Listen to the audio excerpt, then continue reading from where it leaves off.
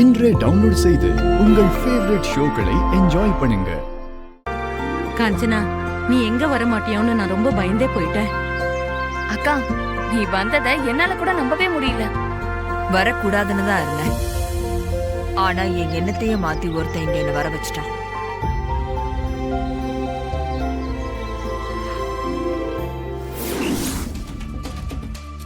என்ன சார், ஏழை எடுக்கிறதுக்கு ஒரே ஒருத்தர் தான் இங்க வந்திருக்காரு?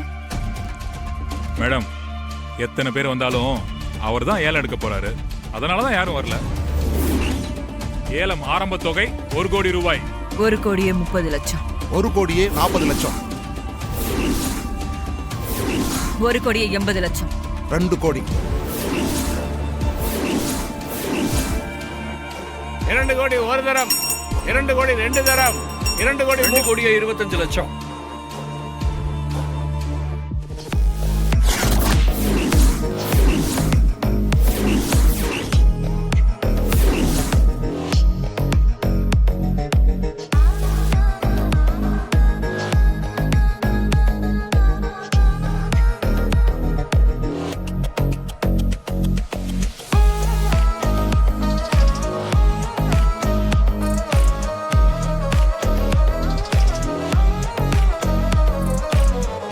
ரெண்டு கோடியே 75,00,000. 3 கோடி. 3 கோடி ஒரு தரம், 3 கோடி 2 தரம், 3 கோடி 3 தரம்.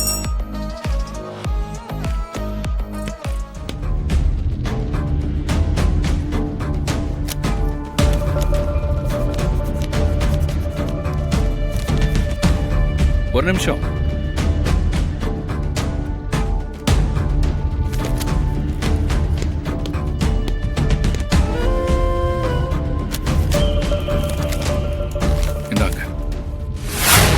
அக்கா, போன ஸ்பீக்கர்ல தான் போட்டிருக்கேன், நீயே சொல்லிடு. இங்க பார், இந்த சஷ்டியத்தை பூர்த்திக்கு கலந்துக்கிறேன். ஆனா நான் வந்துட்டு போற வரைக்கும் அம்பிகா என் கண்ணு முன்னாடியே வரக்கூடாது.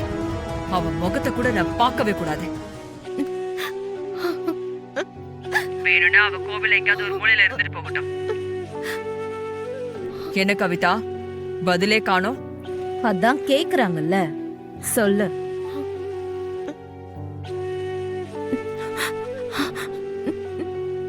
நீங்க சொல்ற மாதிரியே நான் நடந்துக்கிறேன்.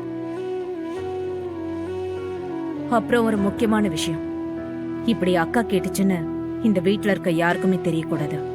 முக்கியமா திருவுக்கு. புரிஞ்சுதா? சரி, சொல்ல மாட்டேன். என்னக்கா, ஓகே தானே?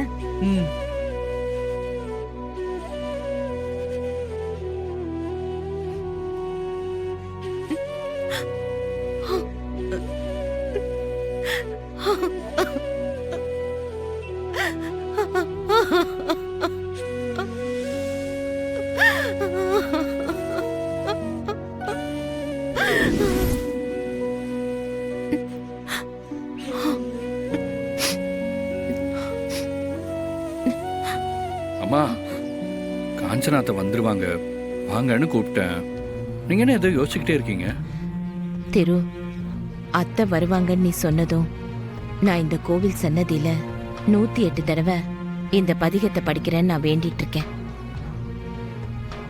அதை முடிக்காம பாதியில வரக்கூடாது. தாத்தாக்கும் பாட்டிக்கும் சேர்த்து தான் வேண்டிட்டு இருக்கேன். நீ போ திரு, நான் வந்துடுறேன். சரிம்மா, சீக்கிரமா முடிச்சுட்டு வாங்க. ஹலோ. ஆமா ஆமா.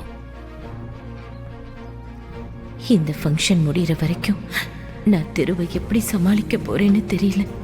என் மகன் கண்ணு என்னையே தேடிக்கிட்டு இருக்கும்.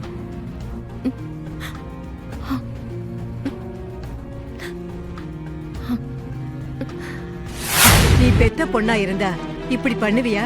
திடுதுப்புன்னு சம்பந்தம் பேசிட்டேன்னு சொல்ற. மாப்பிள்ள வந்து பொண்ணை பார்க்காம எப்படி கல்யாணத்துக்கு முடிவு பண்ண? இதெல்லாம் நீ உண்மையா சொல்றியான்னு கூட எனக்கு சந்தேகமா இருக்கு.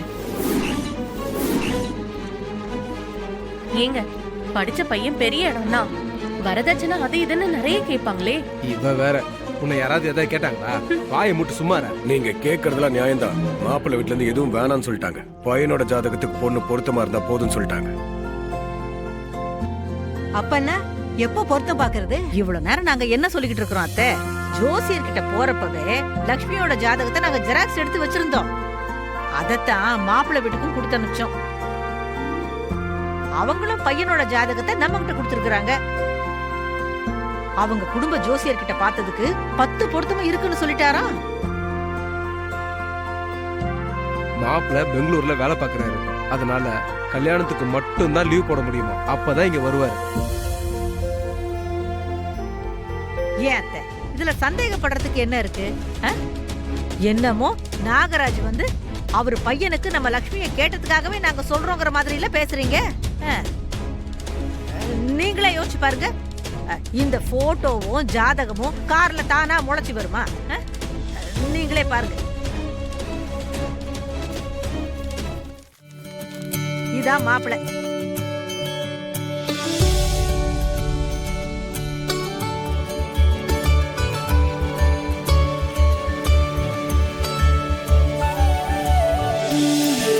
ஒரு கணவன் உன்னை தேடி சீக்கிரம் வருவான்.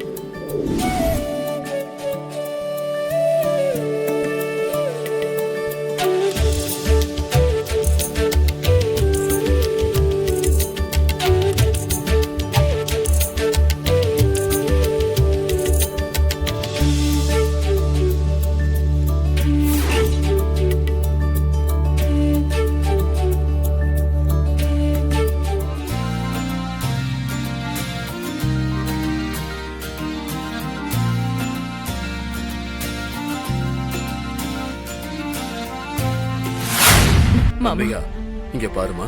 நீ என்ன சொன்னாலும் என்ன தடுத்து நிறுத்த முடியாது. நான் இப்பவே உள்ள போக தான் போறேன். அவங்க முகத்துக்கு நேரா கேள்வி கேட்க தான் போறேன். நீ என் கூட வா. வா மாமா, ப்ளீஸ் மாமா, நான் சொல்றத கேளுங்க. தயவு செஞ்சு இதை பெருசுப்படுத்தாதீங்க. இப்படி ஒரு விஷயம் நடந்திருக்குன்னு தெரிஞ்சும் எப்படிமா என்னால பேசாம இருக்க முடியும்? இப்ப நீங்க போய் கஞ்சனா கிட்ட கேட்டா அது ஒரு பெரிய பிரச்சனையில முடியும் மாமா. சஷ்டியப்த பூர்த்தி எந்த பிரச்சனையும் இல்லாம நல்லபடியா நடக்கணும். எனக்கு அதுதான் ரொம்ப முக்கியம். எனக்கு அத பத்தி எல்லாம் கவலை இல்லம்மா. இந்த வயசான காலத்துல ஆயுள் விருத்திக்காக இந்த பூஜையை பண்ணி எனக்கு என்ன ஆக போகுது? என்ன மாமா நீங்க இப்படி எல்லாம் பேசுறீங்க? இந்த ஃபங்க்ஷனை இந்த வீட்டு மருமகன்ற முறையில நீதான் முன்னாடி நின்னு நடத்தி வைக்கணும்.